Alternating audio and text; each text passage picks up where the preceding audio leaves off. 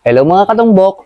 So ngayon mga katumbok, meron po kasing nagtanong sa akin kung ano daw po ba yung sinasabing nabalikan. O foul tayo sa nabalikan ha, o foul tayo sa actual lang na nabalikan. So magkaiba po yun, yung nabalikan lang sa actual na nabalikan. Maririnig nyo po yan lagi sa mga money game. So papakita ko po sa inyo yung sample ng nabalikan. Okay? For example, may usapan kayo, tsaka yung spotter. Foul kami sa nabalikan ha. So, ganito yung mangyayari mga katumbok kapag nabalikan. Yan. Titirahin ko yung 7. Siyempre, yung preparasyon ko sa 8. So, pipilitin kong mapunta yung pamato dito. Kailangan madala ko yung pamato dito. So, for example, mga katumbok, pumorma na akong ganyan. No? Pumorma na ako. Ngayon, pag-release ko, nagalaw ko ng konti itong 9. Ito, umandar na siya ng konting ganon. Tapos, pag tira kong ganyan, yan, yun, tinamaan ko yung 9. So, nabalikan yung 9. So, foul po yun. Okay? So, yun po yung nabalikan na sinasabi. Foul ka na doon. Ball in hand na yan ng kalaban mo. So, paano naman po pag sinabing foul tayo sa nabalikan? Actual lang. Ito naman pag actual lang. Ito mga katumbok, ito yung mga pagkakaintindi ko lang din ha. Sa mga nagturo sa akin. Kasi dati hindi ko rin alam yung mga ganyan. Pag actual, mga katumbok, pag sinabing actual, nyari, yan, nakaporma na akong ganyan, ano? Yan, nakaporma na ako.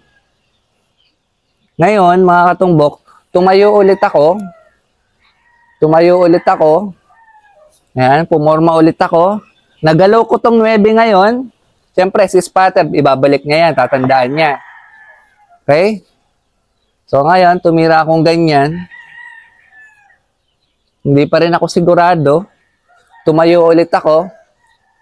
Ngayon, pagtira ko, actual lang yung nabalikan namin. Pagtira kong ganyan. Yan. For example, yan. Nyari, nabalikan siyang ganyan. Foul ba yun o hindi? Hindi yun foul, mga katumbok. Kahit tinamaan ko yung 9. Kasi sa actual lang kami foul. Actual na nabalikan. Ibig sabihin ng actual, yung actual mismo natitira ka na. Pagtira kong ganyan, sa 7, gagalaw ko yung 9, nasa actual yung tira ko, bigla siyang nabalikan.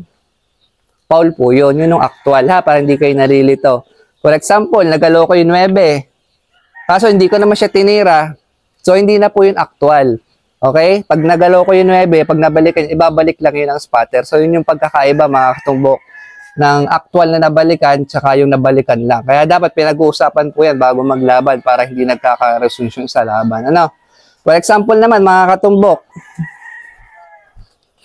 Ito, mga katumbok, hindi ko sigurado to ha, pero ito lang yung sabi sa akin. Comment nyo nga lang kung tama ako o mali. For example, mga ganyan, katumbok, no? Ganyan. Ito yung preparasyon. Ngayon, tinira nung kalabang ko. Tinira niyang ganyan, no? Tinira niyang ganyan. Ngayon, nagalaw ko yung, pagtira kong ganyan, nagalaw ko yung 9, napunta dun. Yan. Tapos yung pamato, may tandayang 9 ha. Yung pamato, mga katumbok, syempre, tinira ko yung 7, yung pamato, pumunta dito. Doon sa dadaanan ng 9. Ngayon, pagkadaan ng pamato, tsaka binalik ng spotter. Tsaka binalik.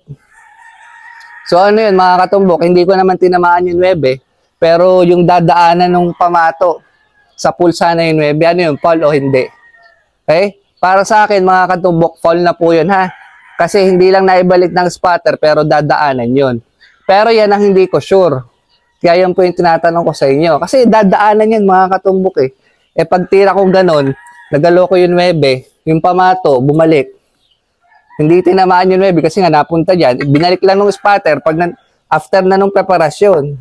So, anong hatol ba doon mga katumbok? Para sa akin, foul po yun. Pero hindi ako sigurado ha. Kasi dadaanan yun eh. Pwedeng ma-foul talaga yun. So, yun mga katumbok. Sana po may natutunan kayo.